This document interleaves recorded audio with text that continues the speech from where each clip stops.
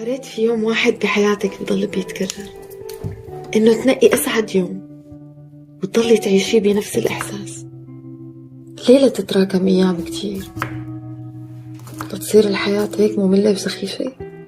شو العبرة من كل هاد الألم؟ ليش لازم نعيشه؟ الشي اللي راح يا ترى هو جد راح؟ ولا هو واقف وعم يطلع عليك من بعيد؟ ليش منضل منتذكر الماضي ما دام مضى؟ ليش بدنا شي يعلقنا فيه ما دام انقضى؟